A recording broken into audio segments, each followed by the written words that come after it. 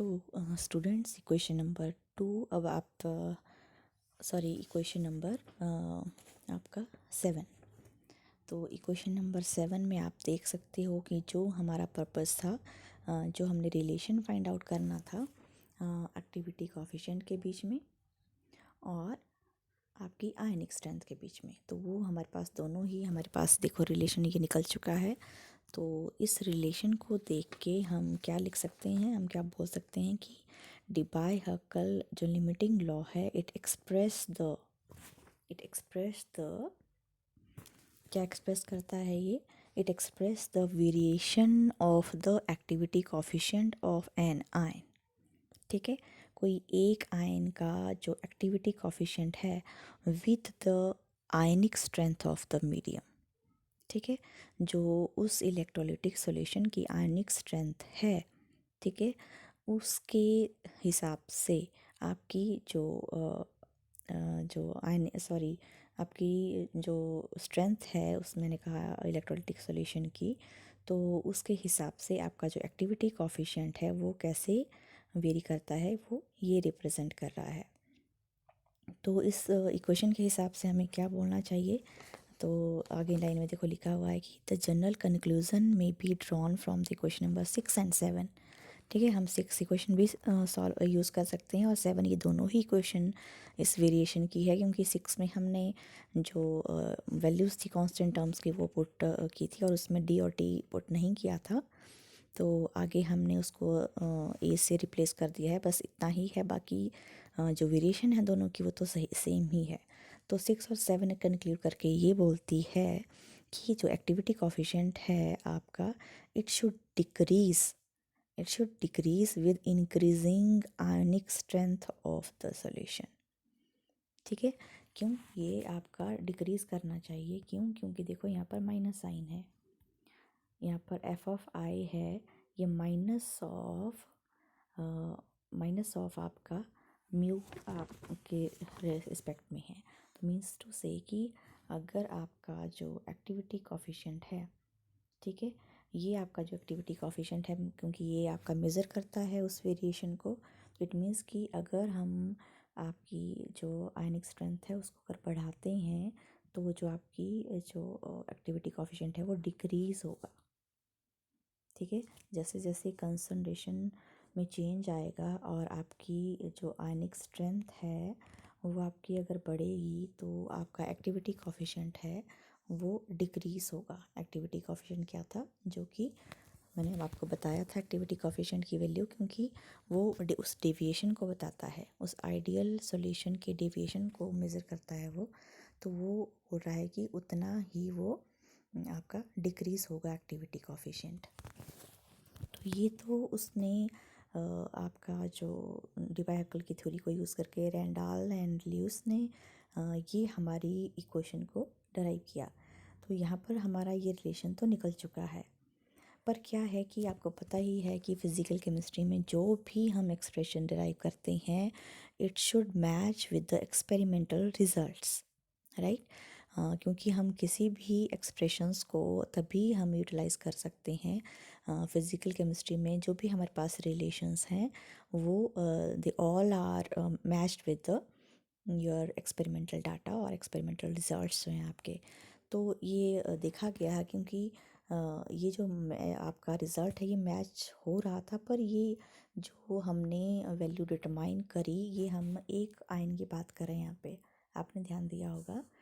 इस लाइन में हमने लिखा है कि activity coefficient of an ion. ठीक है, ये जो इक्वेशन है ये जो वेरिएशन बता रही है, ठीक है, ये जो वेरिएशन बता रही है एक्टिविटी कोएफिशिएंट का, तो ये सारे जितने भी आयन्स हैं उस सॉल्यूशन में उसका नहीं बता रहा है, ये बता रहा है सिर्फ पर्टिकुलर एक आयन के बारे में बता रहा है कि आपकी जब आयनिक स्ट्रेंथ वेरी करती है तो कितना चेंज आ रहा है वहाँ पे, कितना डिविएट कर रहा है वो सॉल्यूशन। तो वो वहाँ पर एक्टिविटी कोएफिशिएंट जो है वो सिर्फ एक सिंगल आयन का बता रहा है। तो हमारे पास एक्सपेरिमेंटली कोई भी ऐसा हमारे पास वी कैन से मेथड नहीं था, कोई भी ऐसा प्रोसीजर हमारे पास मेथड नहीं था कि जिसकी हेल्प से हम एक सिंगल आयन की एक्टिविटी को हम नोट कर सकें। अगर हम उसको नोट कर पाते तो हम इस इक्वेशन के साथ उसको कंपेयर करते कि ये हमने इक्वेशन सही निकाली है या नहीं निकाली है, कि आपका एक्सपेरिमेंटल डाटा के साथ ये मैच कर रही है या नहीं। तो ऐसा नहीं हो पा रहा था। हम जो एक्टिविटी कोएफिशिएंट जो निकाल पा रहे थे वो हम जो मीन वैल्यू है, ठीक है, जो आपका जो टोटल आयंस है उनका जो मीन है, जो मीन वैल्यू का ही हम एक्सपेरिमेंटली निकाल पा रहे थे। तो इसीलिए हमें इसी क्वेश्चन को थोड़ा सा चेंज करना पड़ेगा।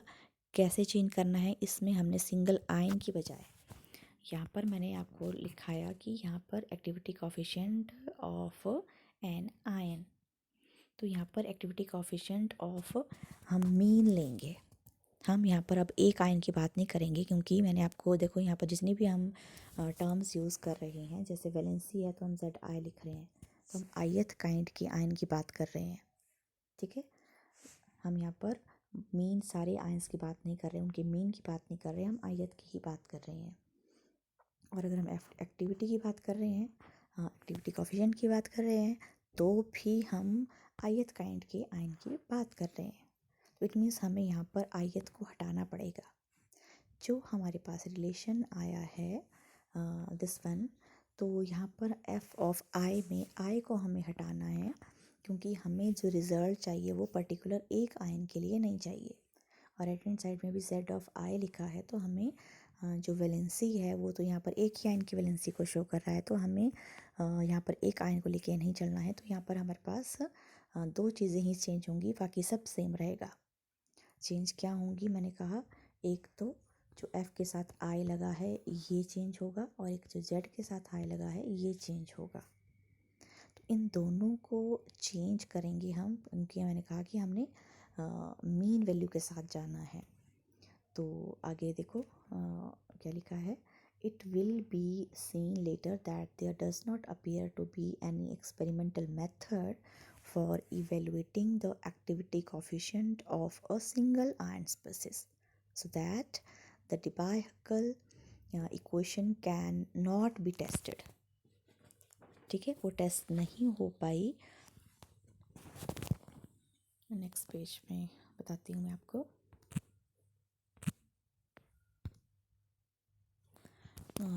cannot be tested in the form given above। ठीक है, जो हमारे पास इक्वेशन दी हुई है उसके अकॉर्डिंग हम वो उसको नहीं बता पाया। It is possible however to derive very readily an expression for mean activity coefficient. ठीक है, हमें एक्टिविटी कोएफिशिएंट नहीं, हमें मीन एक्टिविटी कोएफिशिएंट रिप्लेस करना पड़ेगा इस इक्वेशन को, तभी वो हम बता सकते हैं कि ये एक्सपेरिमेंटल रिजल्ट से मैच कर रहा है। तो हमें हमारे अकॉर्डिंग ये ज़्यादा सही इक्वेशन है। तो हम मीन एक्टिविटी कोएफिशिएंट लेंगे, this being the quantity that is obtained experimentally.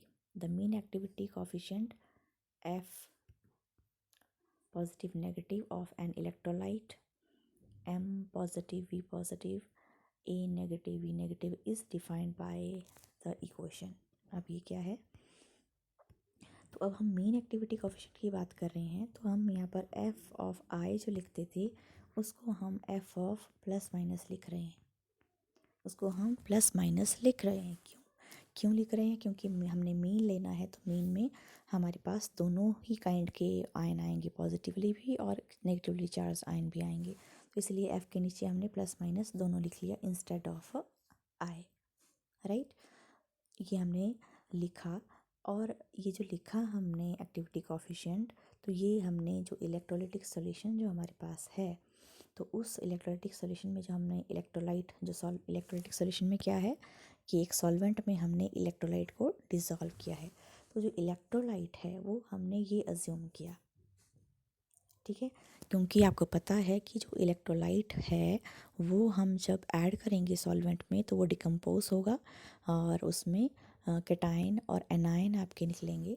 तो जो पॉजिटिवली चार्ज होंगे और नेगेटिवली चार्ज होंगे, तो तभी हमने एक्टिविटी में यहाँ पॉजिटिव नेगेटिव दोनों लिया मीन के लिए। तो हमने जो यहाँ पर इलेक्ट्रोलाइट लिया, ठीक है, तो वो लिया हमने जिसमें मैंने कहा कि सपोज़ एक आपका पॉजिटिवली चार्ज है तो वो हमने M पॉजिटिव से लिया, और दूसरा उस इलेक्ट्रोलाइट जब वो डिकम्पोज होता है तो उसमें जो नेगेटिवली चार्ज है वो हमने A लिया, तो उसके ऊपर माइनस लिया। ठीक है। Again I am repeating that हम जो एक्सप्रेशन डिराइव कर रहे हैं उस इलेक्ट्रोलाइटिक सॉल्यूशन के लिए, तो उस इलेक्ट्रोलाइटिक सॉल्यूशन में जो इलेक्ट्रोलाइट है ना, जो इलेक्ट्रोलाइट है जिसको कि हमने सॉल्वेंट में डिसॉल्व किया है, तो उसमें जो आपके आयंस जो फॉर्म होते हैं वो हमने लिया कि जो पॉजिटिवली चार्ज्ड आयन है वो एम पॉजिटिव है और नेगेटिवली चार्ज आयंस हैं वो हमने ए नेगेटिव लिया। अब बात आती है कि ये तो हो गए वो आयंस एम पॉजिटिव एंड आपका ए नेगेटिव। अब हमें ये भी अज्यूम करना पड़ेगा कि कितने हैं, उनका वॉल्यूम कितना है, तो इसलिए इसके बेस में ही हम लिख लेंगे कि मान लो उसका वॉल्यूम वी है, हमें नहीं पता वो कितना है, तो हम इसके वॉल्यूम को वी पॉजिटिव से डिनोट कर देंगे। ठीक है, तो ये टर्म सारी क्या हो गई, ये हो गई कि आपके जो कैटायन हैं ये हमारे एम पॉजिटिव हैं और जो उसका वॉल्यूम है वो हमने वी पॉजिटिव लिया। कोई एनी वॉल्यूम है, हमें नहीं पता वो वॉल्यूम कितना क्या है, तो वॉल्यूम वी हमने ले लिया, पर हमने मेंशन करना पड़ेगा कि किसके वॉल्यूम की बात हो रही है, तो इसलिए हमने यहाँ पर प्लस लगा लिया। उसी तरह से ही यहाँ पर हमने ए नेगेटिव लिया, तो इसके भी हमें वॉल्यूम मेंशन करना पड़ेगा, तो इसका वॉल्यूम अगेन हम मेंशन करेंगे वी से, और क्योंकि ये वॉल्यूम वी किसका है, ये नेगेटिवली चार्ज का है, तो इसलिए हम वी नेगेटिव यहाँ पर लिखेंगे।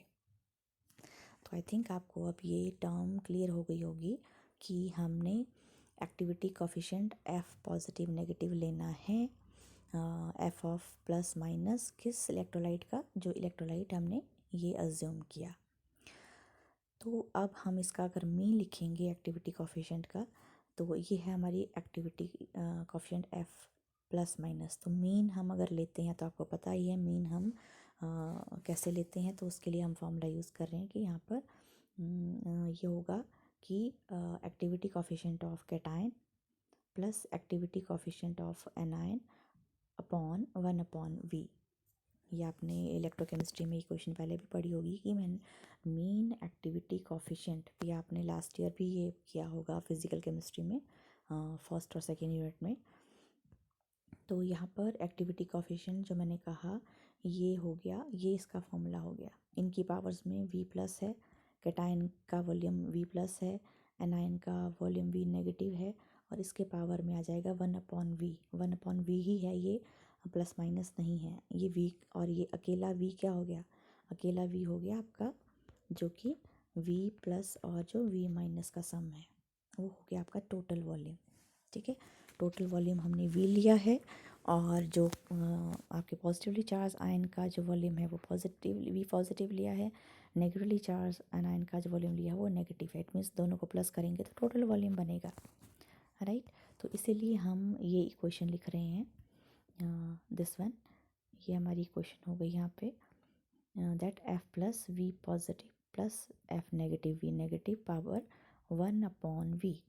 अब हम क्या करेंगे, दोनों तरफ लॉग लेंगे। क्यों लेंगे, अगेन मैं कह रही हूँ क्रैमिंग नहीं करनी है, हम लॉग इसीलिए ले रहे हैं क्योंकि हमारा जो एक्सप्रेशन है पीछे वो लॉग की फॉर्म में है ना। अभी जो हमने सिंगल आयन के लिए जो एक्सप्रेशन निकाला वो हमारा जो एक्सप्रेशन है वो लॉग की फॉर्म में। इक्वेशन नंबर 7 देखेंगे आप अपनी, इक्वेशन नंबर 7 में एफ ऑफ आई आपका लॉग की फॉर्म में है, तो इसीलिए हमें यहाँ पर जब हमने एक्टिविटी कोफिशिएंट को मीन एक्टिविटी कोफिशिएंट बनाना है तो उसमें हमें लॉग भी लेना पड़ेगा। तो हमने दोनों ही साइड लॉग लिया, इस तरफ भी लिया और इस तरफ भी लिया। तो ये लेफ्ट हैंड साइड में तो हो गया log of F positive negative is equal to, right hand side में भी हमने लॉग ले लिया।